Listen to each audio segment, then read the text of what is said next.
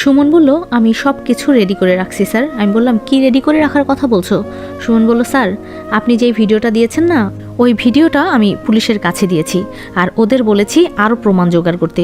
আর আমি বলেছিলাম না মারিয়া মেয়রের মেয়ে, এই দেখেন পিকগুলো। সুমনের কাছ থেকে পিকগুলো নিয়ে আমি অবাক হয়ে গেলাম। সত্যিই তো মেয়রের সাথে মারিয়ার পিক আছে। মারিয়াকে এতটা নিষ্পাপ মনে হয়েছিল, কিন্তু ওর ভেতরে যে এত প্যাস আমি বুঝতে পারিনি। সুমন বলল, সুমাইয়া ম্যাম কালকে এই জায়গায় জনগণের উদ্দেশ্যে ভাষণ দেবে। আমার মনে হচ্ছে কালকে কিছু একটা হতে পারে। আমি বললাম, হবে মানে? আমি কালকে সব কিছুর শেষ দেখতে চাই, আর এর শেষ আমি কালকেই দেখব। তুমি আবার আমার লোকদের বলো তৈরি হতে, জীবনের শেষ একটা মিশন, আর এই পথে ভবিষ্যতে আমি কিংবা আর তোমাদের কাউকে যেতে দেব না। সুমন বলল, বুঝতে পারছি, তবে কি করবেন বলেন, আমি সব কিছু রেডি করছি। সুমন চলে যাওয়ার পর বসে বসে চিন্তা করছি, সুমাইয়াকে খুব দেখতে ইচ্ছা করছে। যত যাই হোক, ও তো আমার প্রথম ভালোবাসা। ইসি বলল, ভাইয়া কি করিস? আমি বললাম, এই তো বসে আছি। ইসি বলল, মিতু কি বললো শুনলি? আমি বললাম, হ্যাঁ কি করব, ওকে তো অনেক অনুরোধ করেছি, তাও বলে দেশে আসবে না। ইসি বলল, আমিও বলেছি ভাইয়া, কিন্তু এক কথাই সে দেশে আসবে না। আমি বললাম, বাদ দে তো ওর কথা, ও মনে হয় পাগল হয়ে গেছে। ইসি বলল, পাগল তো তোর জন্যই হয়েছে। আমি বললাম, আমি মিতুকে বলেছি তুমি দেশে নামতেই আমি তোমাকে বিয়ে করব, তাও দেশে আসবে না বেচারি। এখন বল আমি কি করতে পারি? ইসি বলল, বাদ দে ওর কথা, এখন বল তোর জন্য একটা বউ দেখতে হবে। আমি বললাম, আমার বোন তো খুব বড় হয়ে গেছে দেখছি, ভাইয়ের জন্য বউ দেখতে বলে। ইসি বলল, যা ভাইয়া কি যে বলিস না, আমার তো এখন বিয়ে হয়ে গেছে, আমি কি আর ছোট আছি নাকি? আমি বললাম, তুই হচ্ছিস আমার কাছে সেই পিচ্চি একটা মেয়ে। ইসি বলল, ভাইয়া এভাবে আর কতদিন থাকবে একা একা বল? আমি বললাম, বিয়ে করব তো, দেখি সামনে কি আছে। ইসি বলল, তোর দুলাভাই বলছিল কোথায় যেন একটা ভালো মেয়ে আছে। আমি বললাম, এসব খবর আমাকে আর দিস না, আমি এসব মেয়েটে দেখতে পারবো না। ইসি বলল, ধুর ভাইয়া, তোকে আমি বোঝাতে পারবো না, আম্মু তো এখন বুড়ো হয়ে যাচ্ছে। আমি বললাম, হ্যাঁ বয়স হচ্ছে, বুড়ো তো হবেই। ইসি বলল, আম্মু এখন কি চায় জানিস? তার নাতির সাথে খেলতে, এখন বুঝলি? আমি বললাম, বোন তোর পায়ে পড়ি, তুই রুমে যা, আমাকে তোর বুদ্ধি দিতে হবে না। ইসি বলল, ভালো কথার দাম নাই, বুঝবি বুঝবি। আমি বললাম, তোর ভালো কথা তুই রাখ, খালি বিয়ে বিয়ে করস না। তুই কি আমার বিয়ে দিতে চাস নাকি বিয়ে খাবি? ইসি বলল, দেখ সেরা, জুতা দিয়ে থুতা ভেঙে দেব। ইসির কথা শুনে হাসতে লাগলাম, আমার হাসি দেখে ইসিও হাসতে লাগলো। সকালে রেডি হয়ে রুম থেকে বাহির হলাম। সুমন বলল, স্যার সব কিছু রেডি। আমি বললাম, তোমাকে কতবার বলেছি স্যার বলবা না? সুমন বলল, এটা আপনার ওপর আমার একটা সম্মান। আমি বললাম, ওরা কই? সুমন বলল, সবাই দাঁড়িয়ে আছে, আর ওদেরকে ধরতে পুলিশদের আমাকে সাহায্য করতে হবে, আর এই মিশনে পুলিশও আমাদের সাথে থাকবে। আমি বললাম, যাক তাহলে একটু ভালোই হয়েছে, এত টেনশন আমাদের নিতে হবে না। সুমন বলল, হ্যাঁ স্যার চলেন। সবাইকে নিয়ে রওনা দিলাম। সুমন যেখানে বলেছে সেখানে গিয়ে দেখি জনগণ আছে, কিন্তু মন্ত্রী নাই। আমি বললাম, কি সুমন, সুমাইয়া কই? সুমাইয়াকে তো দেখতে পাচ্ছি না। সুমন বলল, স্যার আমি তো জানি ম্যাম আজকে ভাষণ দেবে, কিন্তু এখানে কিছুই তো বুঝতে পারছি না। আমি বললাম, তাড়াতাড়ি ওদের বাড়ির দিকে গাড়ি ঘোরাও। জি স্যার। সুমাইয়াদের বাসার ভেতরে গিয়ে দেখি আন্টিকে একটা চেয়ারে বেঁধে রেখেছে আর তার মুখ বন্ধ করে রেখেছে। আমি তাড়াতাড়ি সব কিছু খুলে ফেললাম। আন্টি আমাকে জড়িয়ে ধরে কান্না করছে। আন্টি বলল, বাবা আমার মেয়েকে বাঁচাও প্লিজ, ওরা আমার মেয়েকে তুলে নিয়ে গেছে। আমি বললাম, কার কথা বলছেন? আন্টি বলল, সেটা বলতে পারবো না, কতগুলো ছেলে এসে আমার মেয়েকে আর ওই মারিয়াকে তুলে নিয়ে গেছে, আর আমাকে এখানে বেঁধে রেখে গেছে যাতে আমি বাইরে কারোর সাথে কথা বলতে না পারি। আমি বললাম, সুমন? সুমন বলল, জি স্যার। আমি বললাম, তোমাকে আমি বলেছিলাম সব খবর রাখতে, আর তুমি কি করলে? সুমন বলল, স্যার আমি তো জানতাম না। আমি বললাম, আন্টি সুমাইয়া আর মারিয়ার ফোন নাম্বার দেন। আন্টি বলল, বাবা আমার মেয়ের কিছু হবে না তো? আমি বললাম, আন্টি আমি থাকতে ওর কিচ্ছু হতে দেব না, আপনি কোনো চিন্তা করবেন না, আপনি থাকেন আমি যাই, আর চিন্তা করবেন না। সুমন পুলিশকে বলো ওদের লোকেশন ট্র্যাক করতে। সুমন বলল, জি স্যার। আমরা গিয়ে গাড়িতে বসলাম। অনেকক্ষণ পর সুমন এসে বলল, স্যার লোকেশন তো এই জায়গায় বলছে। আমি বললাম, তাহলে অপেক্ষা কার জন্য করছো, তাড়াতাড়ি চলো। দেখতে দেখতে আমরা একটা জঙ্গলের ভেতরে চলে এলাম। সুমন বলল, স্যার গাড়ি আর ভেতরে যাওয়া যাবে না। আমি বললাম, হ্যাঁ আর কত দূর? সুমন বলল, এই তো একটু সামনে। আমি বললাম, চলো তাড়াতাড়ি চলো। লোকেশন অনুযায়ী এসে দেখি এখানে কিছুই নেই। আমি বললাম, এখানে তো কিছুই দেখা যাচ্ছে না সুমন। সুমন বলল, কিন্তু স্যার লোকেশন তো এখানেই দেখুন দেখাচ্ছে। আমি বললাম, সবাই খোঁজো, এখানেই কোথাও আছে ওরা। অনেক খোঁজাখুঁজির পরেও পেলাম না। হঠাৎ একটা আলো চোখে এসে পড়লো। আমিও আলোটার পেছন পেছন যেতে লাগলাম, কিন্তু আলোটা একটু সামনে এসে থেমে গেল। সামনে অনেক ঝোপঝাড়। সুমন বলল, আর সামনে তো যাওয়া যাবে না স্যার। আমি বললাম, সামনের ওগুলো একটু হালকা করে সরাও তো, আমার মনে হচ্ছে এখানে কিছু আছে। সুমন আমার কথা মতো সামনে হালকা হাত দিতেই সুমন বলল, স্যার দেখেন দেখেন, এখানে তো সামনে যাওয়ার রাস্তা। আমি বললাম, আমাদের দেরি করা ঠিক হবে না।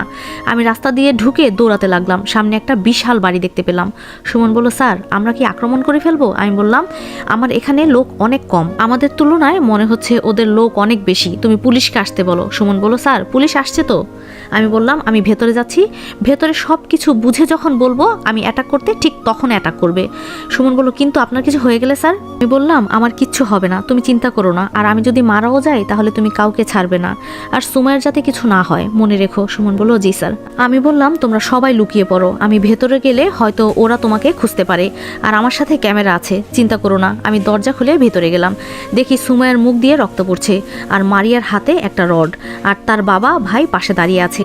মারিয়া বলল, আরে রেদওয়ান সাহেব যে, এতদিন পর আপনাকে দেখে খুব ভালো লাগছে।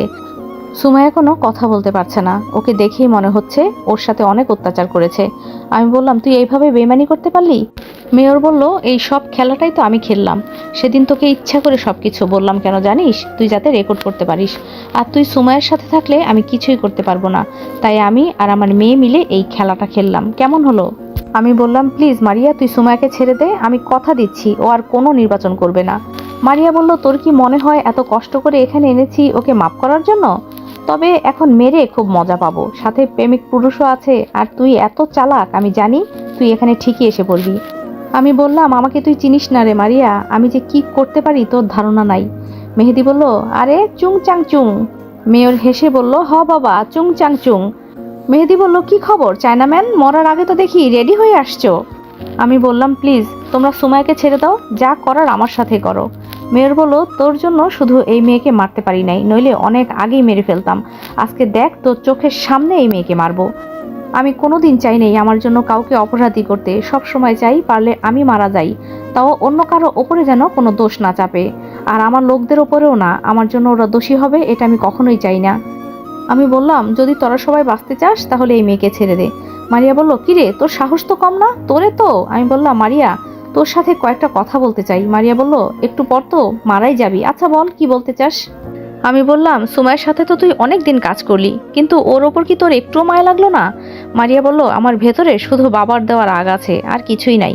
আমি বললাম, আমার মেসেঞ্জারে পরিটা কি তুই ছিলি? মারিয়া বলল, হ্যাঁ, আমি তোর কাছে বিশ্বাস অর্জন করে তোকে ফাঁদে ফেলে মারতে চেয়েছিলাম, কিন্তু তুই শালা অনেক চালাক, তোরে ফাঁদে ফেলা এত সহজ না রে। আমি বললাম, তুই যে কত বড় নিমকহারাম তা আমি এখন বুঝতে পারছি, এত বিশ্বাস করতাম তোরে আমি, আর তুই। আমার কথা না হয় বাদই দিলাম, একবার তুই মেয়েটার দিকে চেয়ে দেখ, কি করেছিস, মেরে মেরে দেখ তো, ওকে তো মেরে মেরে শেষ করে ফেললি। আমার কি হবে রে, আমি তো ওকে ছাড়া বাঁচতে পারবো না। মারিয়া বলল, তোর ভালোবাসা তোর কাছে রাখ, এত ভালোবাসা দেখার সময় আমার নাই, এই ওকে মেরে ফেল। আমাকে দেখিয়ে মারিয়া এই কথা বলল। সুমাইয়া বলল, মারিয়া ওকে মেরো না। সুমাইয়াকে কথা বলতে শুনে আমার কান্না চলে আসলো, ও কষ্টে কোনো কথা বলতে পারছে না। আমি বললাম, বহুত খেলা দেখছি তোর, আর না। শরীর থেকে গেঞ্জিটা খুলে ফেলে দিলাম, এক পা যদি এখান থেকে কেউ যাস তাহলে এই বোমাটা ফাটিয়ে দেব। আমার বুকে আগে থেকে একটা বোমা নিয়ে আসছি, আমি জানি এমন কিছু হতে পারে। বুক থেকে বোমাটা হাতে নিতে নিতে মারিয়াকে বললাম। মারিয়া বলল, এই না না, এমন কিছু করিস না, তুই সহ আমরা সবাই মারা যাব। আমি সুমনকে জোরে ডাক দিলাম। সুমন বলল, জি স্যার, সব কিছু রেডি আছে। ওদেরকে কি আমরা মেরে ফেলবো? বাইরে সবাই বন্দুক নিয়ে দাঁড়িয়ে আছে। আমি বললাম, ওদের কাউকে বাঁচিয়ে রাখতে চাই না। আমি বললাম, তুমি এখান থেকে সুমাইয়াকে নিয়ে যাও। সুমন বলল, না স্যার, আমি এমনটা হতে দিতে পারি না, এমন হলে আপনি মারা যেতে পারেন। আমি বললাম, আমার জীবন নিয়ে তোমাকে চিন্তা করতে হবে না, শুধু আমার আম্মুকে একটু দেখে রাখো। সুমন কেঁদে দিয়ে বলল, এমন করবেন না স্যার, প্লিজ। আমি বললাম, আমার হুকুম মানো, যা বলছি তাই করো, সুমাইয়াকে নিয়ে যাও। সুমন গিয়ে সুমাইয়ের বাঁধন খুলে সুমাইয়াকে নিয়ে যাচ্ছে। সুমাইয়ের চোখ দিয়ে পানি গড়িয়ে পড়ছে, হালকা জোর করে আমার কাছে দিয়ে যখন যাবে আমাকে জড়িয়ে ধরলো।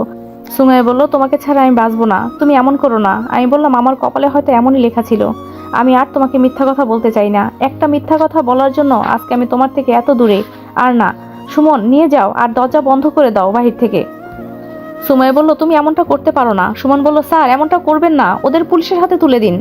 আমি বললাম, এখান থেকে দূরে চলে যাও, যা বলছি তাই করো। সুমন বাইরে গিয়ে দরজা বন্ধ করে দিল। মেয়র বলল, দেখ তুই যা বলবি আমরা তাই করব, বোমাটা ফাটাইস না। আমি বললাম, তোদের মতো ময়লা আবর্জনা দেশের জন্য ক্ষতিকর। মারিয়া বলল, রেদওয়ান প্লিজ এমন করিস না, আমি না তোর বান্ধবী, তুই যদি আমার বান্ধবী হতি তাহলে সুমাইয়াকে তুই কখনোই মারতি না। মারিয়া আমার কথা শোনার সাথে সাথে গুলিটা বের করে আমার বুক বরাবর 2টা গুলি করে দিল। মারিয়া বলল, নে এবার মারবি না আমাদের? আমি বললাম, সত্যি তুই একটা নিমকহারাম রে, বলেই বোমটা দূরে ফেলে দিয়ে হাতে থাকা ফোনটা টিপে দিলাম। আমি এক লাফ দিয়ে কোথায় যে পড়লাম মনে নাই, শুধু দেখেছি বড় একটা আগুন জ্বললো। সুমন সুমাইয়াকে গাড়িতে রেখে দৌড় দিল। সুমাইয়া বলল, আমাকেও নিয়ে চলো, ওর কিছু হয় নাই তো, ওকে ছাড়া আমি বাঁচবো না। সুমন বলল, ম্যাম আপনি চিন্তা করবেন না, বলেই দৌড় দিয়ে খুঁজতে লাগলো। সুমন যেদিকেই তাকায় শুধু মৃত লাশ আর লাশ দেখতে পায়, এত লাশের ভেতরে আমাকে খুঁজে পাচ্ছে না। সুমন বলল, এই তোরা ভালো করে খুঁজে দেখ। স্যার পেয়েছি, এইদিকে দেখেন, স্যারের তো শ্বাস প্রশ্বাস কোনো কিছুই চলছে না। সুমন আমার মুখে হাত দিয়ে দেখে